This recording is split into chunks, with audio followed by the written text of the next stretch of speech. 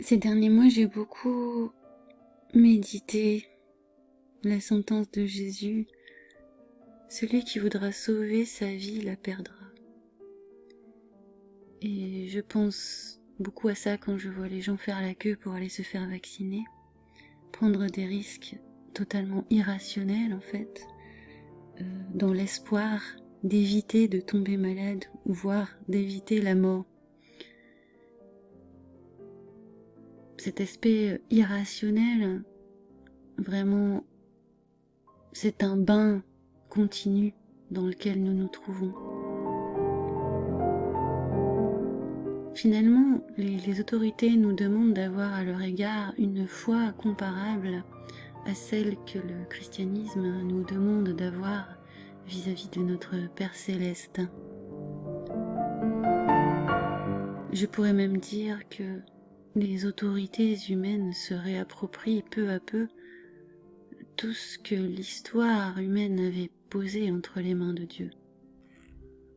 Donc cette idolâtrie du calcul, de l'algorithme, de la machine, de cet oxymore qu'est l'intelligence artificielle, va bientôt se transformer en idolâtrie puisque nous allons confier toutes nos décisions à ces instances de calcul, comme s'il s'agissait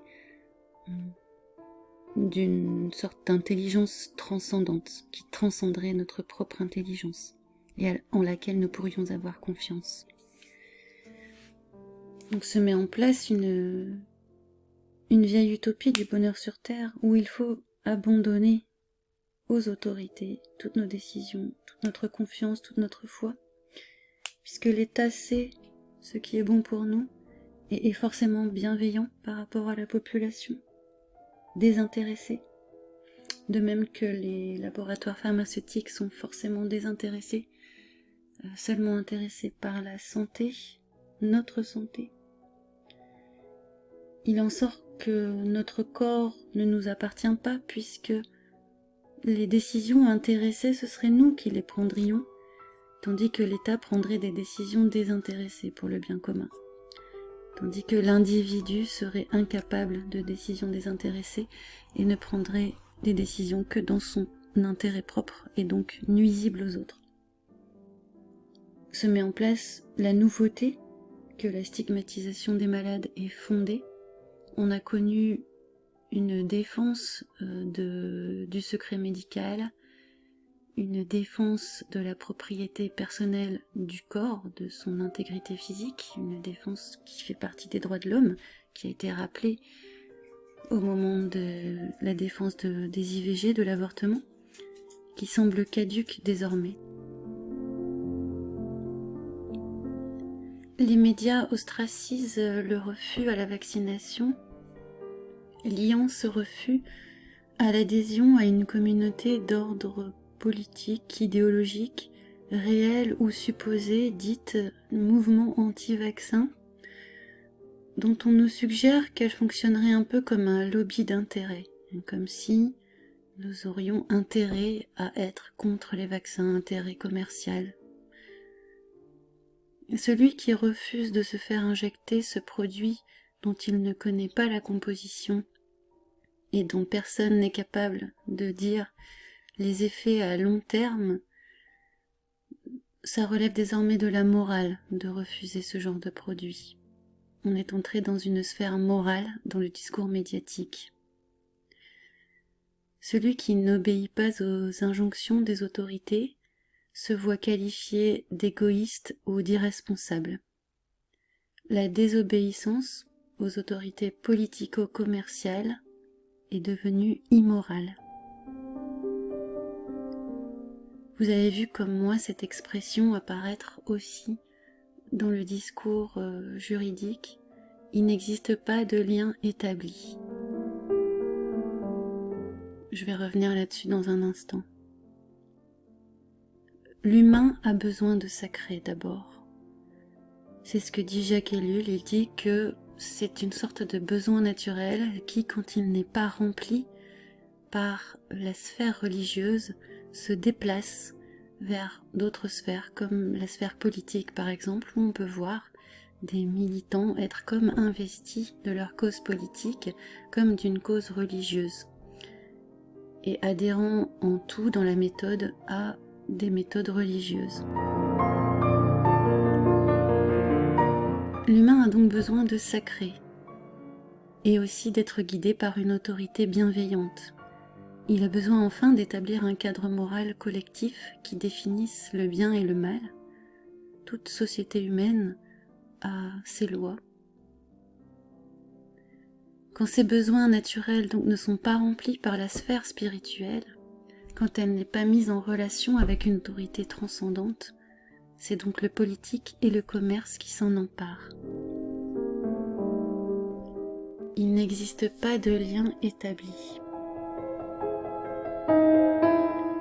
Les laboratoires pharmaceutiques font appel à des formules de rhétorique et non des faits pour décliner toute responsabilité dans les intoxications qui font suite à l'injection de leurs produits. Il faut rappeler qu'une instance judiciaire laïque n'est pas là pour définir le bien et le mal, ni le vrai et le faux, qui sont des valeurs, en tout cas des notions philosophiques, sinon religieuses. Mais bon, toute philosophie est potentiellement religieuse. Mais l'instance judiciaire sécularisée, la justice des hommes, les lois faites par les hommes fondées sur la Déclaration des droits de l'homme, cette justice est là, les juges sont là pour faire correspondre la situation décrite avec les textes de loi et trancher en fonction des textes, sans vouloir trancher le bien, le mal. Il n'y a pas de question morale là-dedans, il y a juste une question de coïncidence ou de non-coïncidence. Mais parfois ça va plus loin. Prenons un menteur. Dans beaucoup de cas, c'est la négation qu'il existe des faits indubitables qui va guider sa défense malhonnête. Dans ces derniers retranchements, le menteur, il va dire que de toute façon tout est relatif, que puisque certains faits sont contestables, alors tout fait est contestable. Certains philosophes diront que l'idée que certaines de nos perceptions sont contestables mène à la conclusion que la réalité est seulement relative et subjective. C'est une conclusion abusive. Parce qu'il y a des illusions d'optique, alors nous ne devrions jamais faire confiance en nos sens.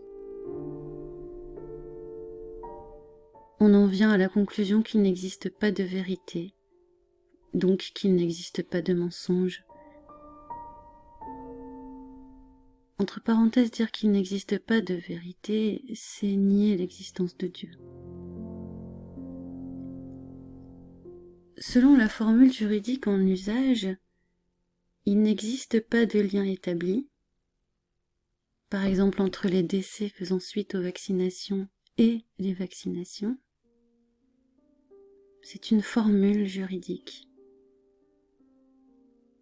Mais en fait, cela n'affirme pas que le lien n'existe pas. On ne dit pas « il n'existe pas de lien », mais « il n'existe pas de lien établi ». Cela affirme que le lien de cause à effet entre la vaccination et le décès, que ce lien existe ou pas, cela affirme que ce lien n'a pas été mis en évidence. Pourtant, s'il y a un procès, s'il y a un plaignant, c'est bien qu'un lien a été mis en évidence par quelqu'un. Dans ces conditions, dans les conditions où ce procès a été suscité par la mise en accusation du produit comme cause de méfaits, c'est bien que des personnes ont établi un lien, puisqu'elles en sont venues à devenir des plaignants. C'est donc l'expertise des plaignants qui est contestée quand on dit « il n'existe pas de lien établi ». On ne cherche pas à scruter le réel des faits, la vérité, pour départager les deux parties dans la justice humaine. Il est indéniable qu'un lien ait été établi puisque le procès existe. Cela signifie que ce sont des personnes non autorisées à s'exprimer sur le sujet qui ont établi ce lien. Non autorisées à s'exprimer sur le sujet du fait de leur incompétence réelle ou supposée. C'est leur expertise qui est remise en question. Ça signifie donc que les plaignants, qui sont aussi souvent les victimes ou les parents de victimes de ces supposées vaccinations,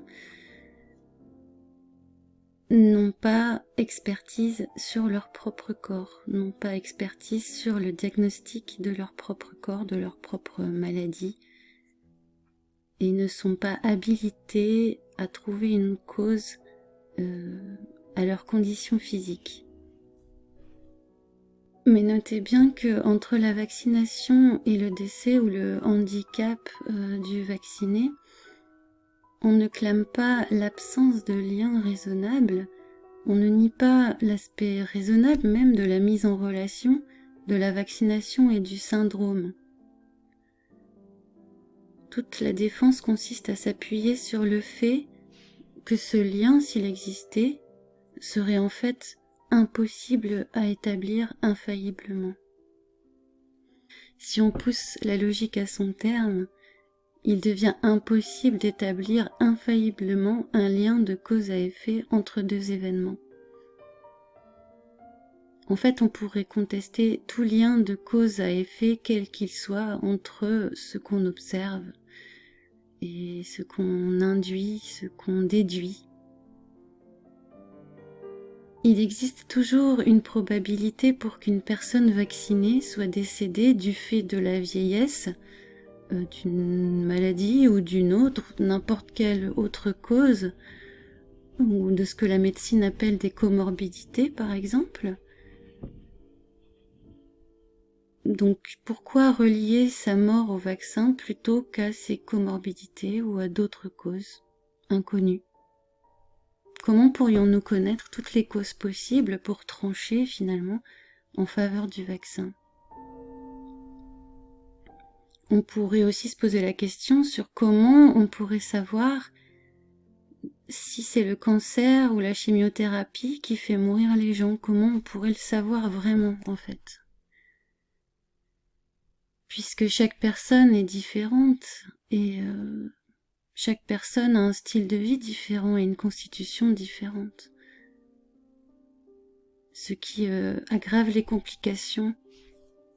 Les fabricants ne disent pas que le produit est inoffensif, ils ne le disent jamais. Ils disent seulement qu'on ne peut pas prouver sa responsabilité dans la mort du patient. Ils ne disent pas « je suis innocent », mais « vous ne pouvez pas prouver ma culpabilité ». Ce qui est une réponse bien différente, peut-être même une forme de cynisme.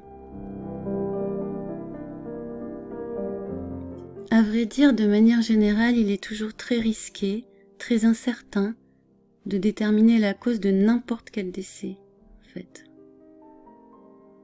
Sauf dans les cas de mort violente ou accidentelle, il nous est difficile de comprendre pourquoi un corps vivant à 13 heures n'est plus qu'une matière inerte à 13h15.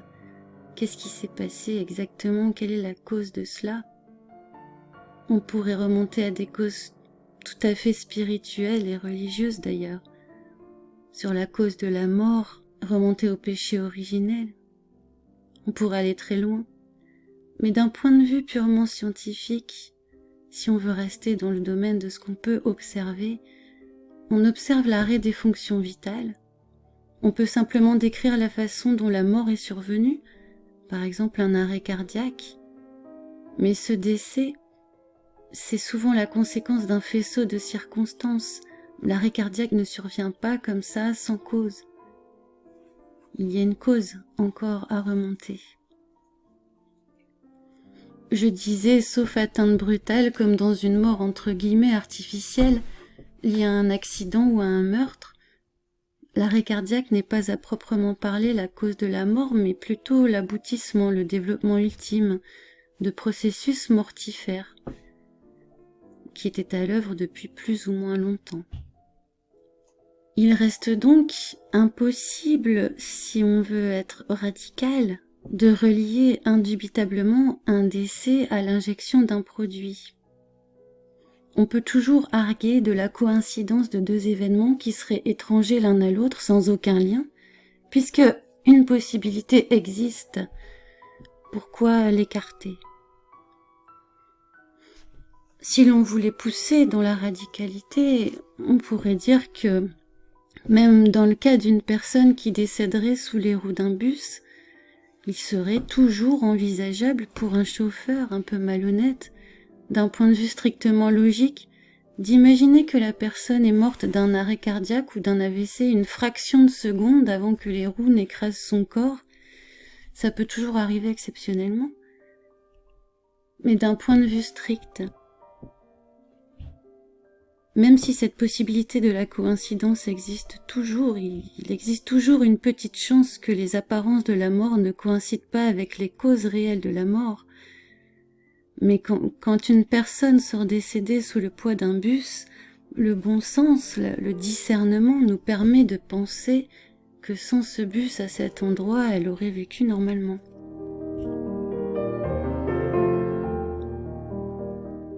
Mais cette logique de la petite possibilité est utilisée par les industriels pour leur défense. De même qu'une personne passée sous un bus a pu mourir d'un AVC une fraction de seconde avant d'être écrasée, une personne vaccinée a pu mourir d'une toute autre cause que l'injection du produit. Utilisons maintenant cette logique dans l'autre sens. De même qu'il est impossible d'établir indubitablement la cause d'un décès, sauf, nous disions, évidence de l'accident ou du meurtre brutal, ou du suicide par exemple. Il est impossible d'établir indubitablement la cause d'une immunité ou d'une survie de la même façon. L'immunité, c'est-à-dire juste la bonne santé de quelqu'un, elle ne peut pas être imputée à une seule cause. C'est pourtant à une seule cause que les industriels du vaccin l'attribuent, l'injection de leurs produits. C'est-à-dire que d'un côté, si le patient décède après une injection, ce n'est pas la faute du produit, mais de l'autre côté, si un patient survit à une injection et même ne tombe pas malade, c'est grâce au produit. Si un patient fait de la fièvre après une injection, c'est que le produit fonctionne bien. Si un patient non vacciné fait de la fièvre, c'est une maladie dangereuse, indésirable, inacceptable.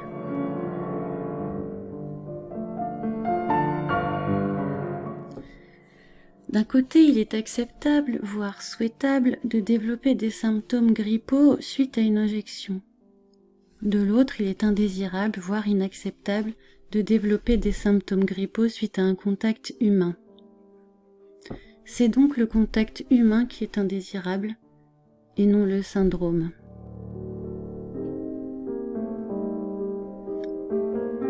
Le contact humain et l'immunité naturelle, disons la maladie naturelle, est une sorte d'impureté inadmissible. Indésirables peut-être parce qu'ils sont gratuits.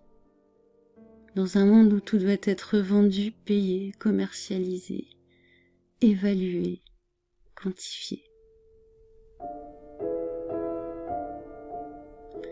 Il me semble donc que toute argumentation qui s'appuiera sur un besoin de preuves scientifiques est vouée à l'échec devant une cour de justice. À mon avis, c'est une voie sans issue. On ne pourra jamais démontrer une relation de cause à effet de manière infaillible. Tout lien de cause à effet reste contestable, puisqu'on peut toujours faire appel à la coïncidence. Et quand bien même des études significatives avec des statistiques intéressantes seraient apportées, on pourrait toujours s'appuyer sur des cas limites, comme la personne qui décède une fraction de seconde avant que les roues du bus ne l'écrasent. S'appuyer sur ces cas limites pour réfuter les liens de cause à effet est pourtant évident pour la raison. Je pense que, comme nous nous intéressons à la composition de nos aliments pour notre santé et la santé des enfants, nous devrions nous intéresser aussi à la composition de ces produits qui n'est connue de personne. Au secret industriel oblige, j'imagine, vu les intérêts financiers qui sont en jeu. Je crois que sur la composition et sur le mode de production de ces produits, il y aurait sans doute des débats éthiques à avoir. Et dans une société qui se targue de s'intéresser de commerce équitable, d'éthique, je pense qu'il faudrait aller chercher sur la manière dont sont produits ces vaccins,